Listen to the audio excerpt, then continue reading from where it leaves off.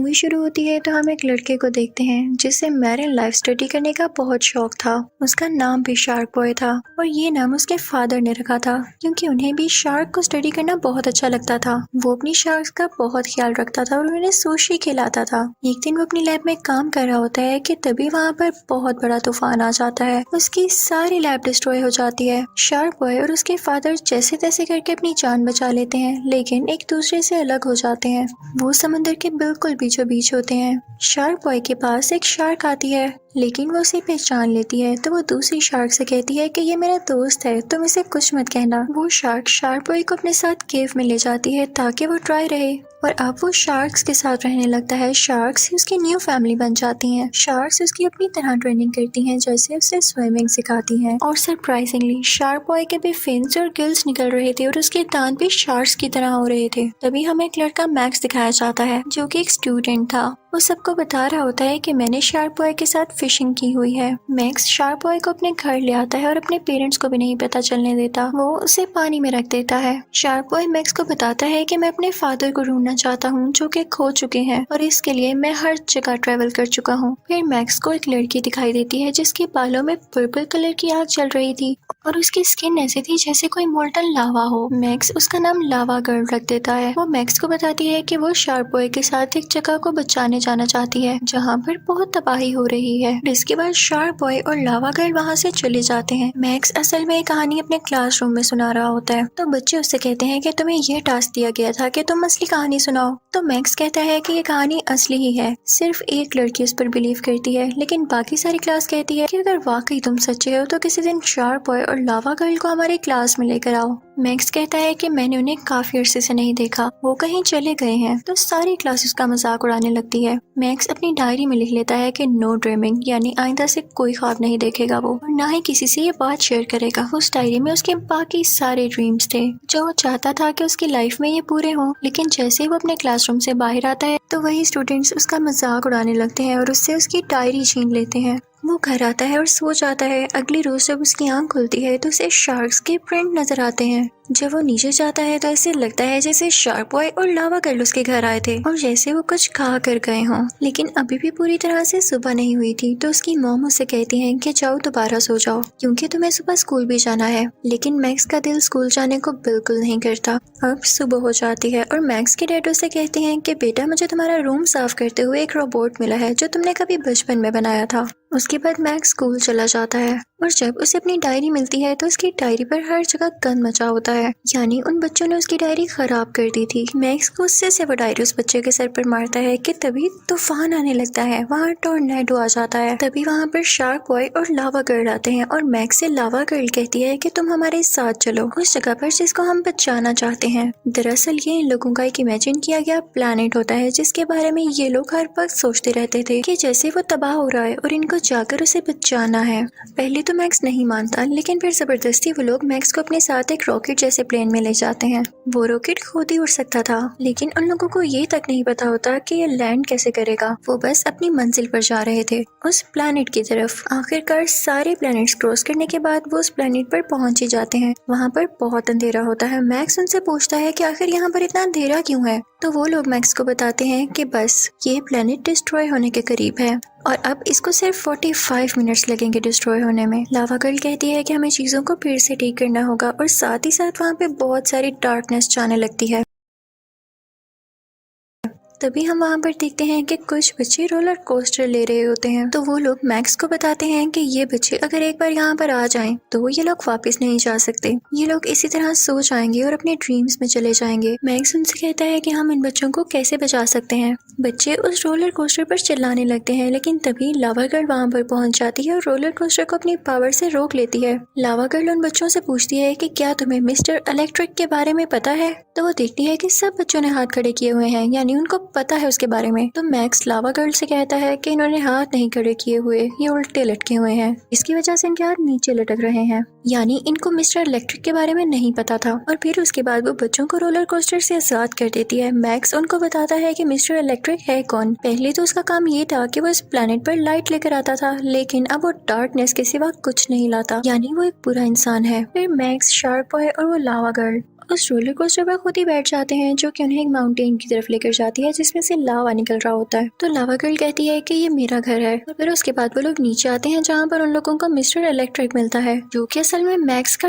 Teacher होता है। लेकिन तभी मिस्टर इलेक्ट्रिक की आर्मी उन लोगों पर अटैक करने लगती है। शार्क बॉय और लावा गर्ल उसे लड़ने लगते हैं। मैक्स वहाँ पर मौजूद एक प्लग निकाल देता है, जिसे शार्क बॉय तोड़ देता है। मैक्स शार्क बॉय से पूछता है कि क्या प्लग निकालने से सब कुछ ठीक हो जाएगा, लेकिन लावा गर्ल कहती है कि नहीं, वो ऐसे नहीं मरने वाला। वो शार्क बॉय से कहती है कि मिस्टर इलेक्ट्रिक को अपनी पावर सिखा दो कि तुम असल में क्या कर सकते हो, क्योंकि हमारे पास हमारा सीक्रेट वेपन भी तो है। लेकिन शार्क बॉय और लावा गर्ल मैक्स से कहते हैं कि तुम अपने ड्रीम्स को याद करो, हो सकता है कि वो हमारी कोई हेल्प कर सके। तो मैक्स कहता है कि मुझे तो अपने आधे से ज्यादा ख्वाब याद ही नहीं है, इसीलिए तो मैं उन्हें अपनी डायरी में लिखा करता था। लेकिन मिस्टर इलेक्ट्रिक उन तीनों को वहाँ से उठाकर दूर फेंकता है और वो तीनों टाइम ट्रेवल करने लगते हैं। शार्क बॉय मैक्स को बताता है कि इसकी दूसरी तरफ एक ऐसी लेयर है जो कि तुम्हारे ड्रीम्स को रिवर्स कर सकती है, इसलिए तुम्हारा उन ड्रीम्स को याद करना बहुत जरूरी है कि इसी की वजह से हम मिस्टर इलेक्ट्रिक को रोक सकते हैं। लेकिन इस दौरान वो तीनों ड्रीम ग्रेवयार्ड में गिर जाते हैं। दूसरी तरफ हम मिस्टर इलेक्ट्रिक को देखते हैं जिससे कोई पावर कह रही होती है कि सब ड्रीम्स खत्म हो जाने चाहिए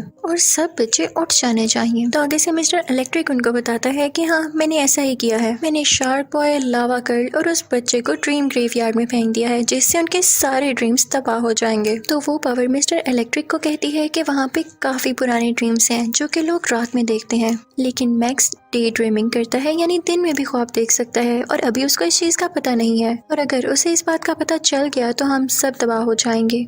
लावा गर्ल मैक्स को फोर्स करती है कि किसी भी तरह करके तुम ख्वाब देखो और ये देखो कि हम यहाँ से निकल रहे हैं। लेकिन जैसे ही मैक्स अपनी आंखें बंद करता है उसे भूख लगने लगती है। लावा गर्ल उसे लावा रॉक्स देती है खाने के लिए, जिससे उसके कानों से धुआं निकलने लगता है। उसके बाद मैक्स कहता है कि मुझे नींद आ रही है, हो सकता है कि मैं सो जाऊं। उनकी तरफ डार्कनेस भी आ रही होती है कि तभी मैक्स बोलता है कि मुझे अपना एक ख्वाब याद आ रहा है, इस जगह पर मैंने 2 हाथ देखे हैं और वो रोबोट जो कि मैंने बचपन में बनाया था। इनफैक्ट ये हाथ वही रोबोट था, वो बचपन में से अपने होमवर्क में हेल्प लिया करता था। फिर वो लोग उस रोबोट को ढूंढते हैं और मैक्स उस रोबोट को जगाकर पूछता है कि हम इस प्लेनेट को कैसे बचा सकते हैं। तो वो रोबोट भी आगे से यही कहता है कि अगर तुम सो जाओ तो तुम्हारे ड्रीम्स ही तुम लोगों को यहाँ से निकाल सकते हैं, लेकिन तुम्हें यहाँ नहीं सोना।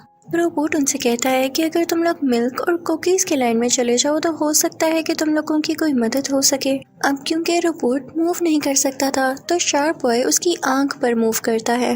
रोबोट उनको बताता है कि कुछ ड्रीम्स इतने असली होते हैं कि वो वाकई में रियलिटी में बन जाते हैं, जैसे ये शार्क बॉय और लावा गर्ल। वो तीनों रोबोट की आंख और मुंह पर ट्रेवल कर रहे होते हैं और वो लोग ट्रेन ऑफ थॉट पर भी पहुंच जाते हैं। अब मिल्क और कुकीज के लाइन में पहुंचने के लिए वो लोग ट्रेन से जंप कर देते हैं। शार्क बॉय बताता है कि हमारे पास सिर्फ और सिर्फ 20 मिनट है इस प्लेनेट को बचाने के लिए। वहाँ पर बड़ी बड़ी कुकीज लगी होती हैं, जिसको देख के लावा गर्ल कहती है कि इसको खाने वाला भी जरूर बहुत बड़ा होगा। कि तभी वहाँ पर 2 जायंट आते हैं जो उन कुकीज को खाने लगते हैं।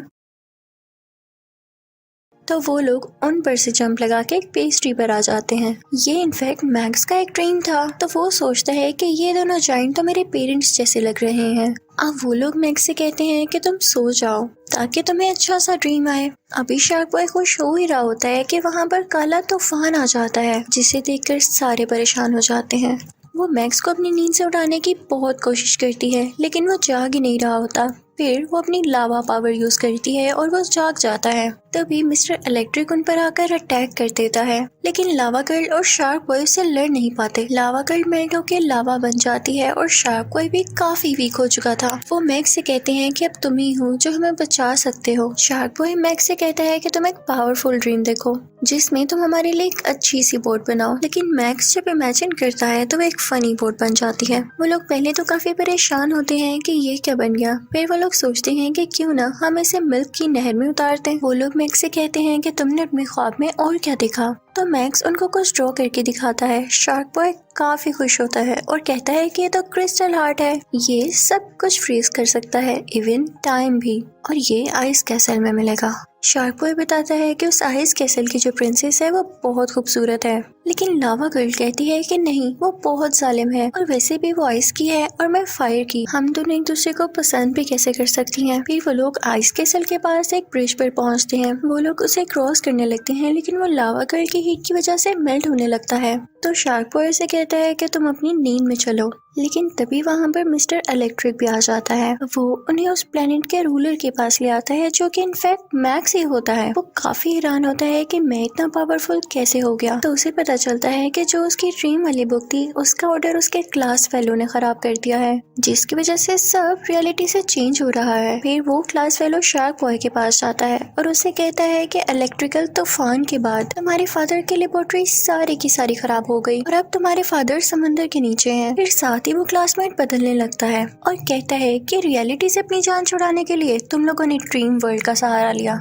और इसके साथ ही वो उन लोगों को एक पिंजरे में कैद कर देता है। अब उन सब की पावर्स कम होने लगी थी। तभी कोई सॉन्ग बजने लगता है जिसको सुनकर शार्क बॉय का गुस्सा आ जाता है और उसकी शार्क एबिलिटीज वापस आ जाती हैं। तो वो पिंजरा तोड़ देता है और तभी लावा गर्ल की अपनी बाइक भी आ जाती है, जिसे देखकर वो दोनों काफी खुश होते हैं और वो मैक्स के क्लासमेट से उसकी ड्रीम वाली बुक भी वापस ले लेते हैं। लेकिन उनकी वो ड्रीम बुक भी डिस्ट्रॉय हो जाती है। अब वो लोग कहते हैं कि हमें आइस कैसल जाना ही होगा क्योंकि इसके बगैर हमारा सर्वाइवल पॉसिबल नहीं। अब वो लोग वहाँ पर पहुँच जाते हैं। उस क्रिस्टल हार्ट को हासिल करने के लिए शार्क बॉय वहाँ पर जाता है, लेकिन वो उसे हासिल नहीं कर पाता। फिर मैक्स उसका ग्लव पहनता है और उस क्रिस्टल हार्ट को उठा लेता है, लेकिन तभी वहाँ पर क्रैक्स आने लगते हैं। इसी बात की वजह से मैक्स के हाथ से वो क्रिस्टल हार्ट स्लिप हो जाता है और उसे गलती से लावा गर्ल कैच कर लेती है और वो फ्रीज हो जाती है। तभी वहाँ पर आइस क्वीन के सिपाही आते हैं और उन्हें पकड़कर आइस क्वीन के पास ले आते हैं। वो मैक्स से पूछती है कि तुमने इस क्रिस्टल हार्ट को चुराने की कोशिश क्यों की।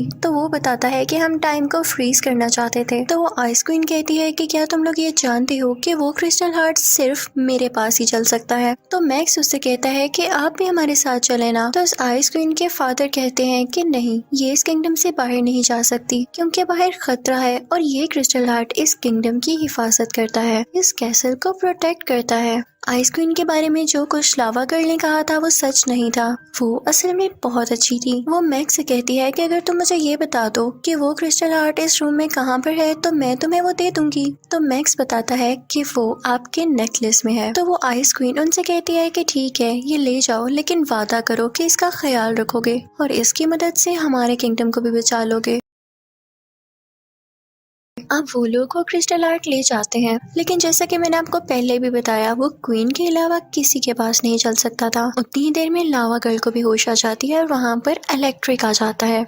मिस्टर इलेक्ट्रिक वो उन पर अटैक करने लगता है। शार्क बॉय को गुस्सा आता है तो वो पानी में जंप लगा देता है और मिस्टर इलेक्ट्रिक उस पानी में इलेक्ट्रिकल ईल्स छोड़ देता है, जिसकी वजह से शार्क बॉय बेहोश हो जाता है। जब लावा गर्ल ये देखती है तो फौरन से अपने दोस्त को बचाने के लिए पानी में कूद जाती है। अब वो शार्क बॉय को बचा तो लेती है, लेकिन पानी की वजह से उसकी अपनी पावर्स बिल्कुल खत्म हो चुकी थी और वो बाहर आते ही बेहोश हो जाती है। मैक्स सोचता है कि ये सब मेरी वजह से हुआ, अगर मैंने कोई अच्छा ड्रीम देखा होता तो आज ये ना होता। तभी शार्क बॉय को जब होश आता है तो वो लावा गर्ल को लावा की तरफ फेंक देता है, यानी वोल्केनो की तरफ, जहाँ से लावा गर्ल अपनी पावर्स रीगेन कर लेती है और ये काफी अच्छा आइडिया था। इस सब सिचुएशन की वजह से मैक्स भी अब काफी स्ट्रॉन्ग हो चुका था और अब वो बन चुका था डे ड्रीमर, यानी दिन में भी वो ख्वाब देख सकता था। अब मैक्स सोचता है कि क्यों ना मैं अपने क्लास फेलो के पास जाऊँ और उससे लड़ूं। अब वो उसका फेयर बन के उसके पास जाता है। उसका क्लास फेलो मैक्स से कहता है कि मैंने तुम्हारे सारे ड्रीम्स पढ़ लिए हैं और मैं भी तुमसे लड़ सकता हूँ। अब दोनों ड्रीम्स की मदद से एक दूसरे से लड़ते हैं। मैक्स का क्लास फेलो एक अजीब सी मछली से उस पर अटैक करता है और मैक्स उसको एक बबल में कैद कर देता है। मैक्स को एक आइडिया आता है, वो एक ड्रीम करता है जिसमें उसके क्लासमेट का ब्रेन फार्ट करता है और उसका ब्रेन काफी बड़ा हो जाता है, इसकी वजह से उसकी टांगे ऊपर और सर नीचे हो जाता है। अब दूसरी तरफ शार्क बॉय को भी एक आइडिया आता है, वो मिस्टर इलेक्ट्रिक को पानी में डाल देता है, जिसके बाद काफी ज्यादा शार्क्स उस पर अटैक कर देती हैं। उतनी देर में मैक्स अपने क्लासमेट से कहता है कि देखो, दुश्मनी से कुछ हासिल नहीं होने वाला, हम लड़ेंगे तो मर जाएंगे, लेकिन यही अगर हम मिलकर रहें, अगर एक दूसरे के साथ मिलकर इस दुनिया को बचाएं तो देखो रियलिटी भी अच्छी बन सकती है। मैक्स उसकी तरफ हाथ आगे बढ़ाता है सुलह करने के लिए, लेकिन उससे पहले उसका क्लासमेट नीचे गिर जाता है, लेकिन मैक्स उसे बचा लेता है और उसे कहता है कि देखो, दूसरों के ड्रीम्स में मत आओ, इस तरह से दूसरों के ड्रीम्स खराब होते हैं और रियलिटी पर भी बुरा असर पड़ता है। इसी दौरान लावा गर्ल के पास लाइट पावर आ जाती है और shark boy king of ocean बन जाता है। मैक्स का क्लासमेट अच्छा हो चुका था। वो शार्क बॉय से कहता है कि जाओ तुम अपने फादर को ढूंढो जाकर। तभी उसके पास मिस्टर इलेक्ट्रिक आता है, जो कि उससे पूछता है कि तुम जमीन पर जाकर क्या करोगे। तो मैक्स का क्लासमेट उससे कहता है कि मैं एक अच्छा इलेक्ट्रिशियन बनूंगा। तो मिस्टर इलेक्ट्रिक कहता है कि हरगिज़ नहीं, तुम दुनिया में जाकर अच्छे नहीं बन सकते। अब मैक्स मिस्टर इलेक्ट्रिक से कहता है कि तुम्हें तो मैं डिस्ट्रॉय करूंगा, मैं इस ख्वाब को ही खत्म कर दूंगा। मिस्टर इलेक्ट्रिक फौरन से दुनिया में जाना चाहता था ताकि वो मैक्स को सोते हुए जगा सके, उसकी ड्रीम को खत्म करने की पावर छीन सके। तभी लावा गर्ल मैक्स को बताती है कि सही टाइम पे जब तुम अपने ख्वाब से जागना चाहो तो 3 बार अपनी आंखें ब्लिंक कर लेना। और सही टाइम पर मैक्स ऐसा ही करता है। वो उठता है तो सामने तूफान होता है और मिस्टर इलेक्ट्रिक भी उसमें होता है। मैक्स अपनी टीचर से कहता है कि ये मेरा फेयर है और ये बहुत बुरा आदमी है। तो मैक्स का टीचर उससे कहता है कि हमारे बस में होता है, हमारे कंट्रोल में होता है कि हम किसको अच्छा जाने और किसको बुरा। दूसरी तरफ हम देखते हैं मैक्स के पेरेंट्स को जो कि मैक्स को ढूंढ रहे होते हैं। लेकिन तभी टोर्नेडो मैक्स की मदर को अपने साथ ले जाता है, लेकिन लावा गर्ल उसे बचा लेती है। थोड़ी देर बाद टोर्नेडो मैक्स के फादर को भी ले जाता है और अब की बार शार्क बॉय उन्हें बचा कर लाता है। अब मैक्स की पूरी क्लास के सामने मिस्टर इलेक्ट्रिक होता है। उनका एक क्लासमेट मिस्टर इलेक्ट्रिक के पास जाता है लेकिन वो उसे शॉक लगा देता है।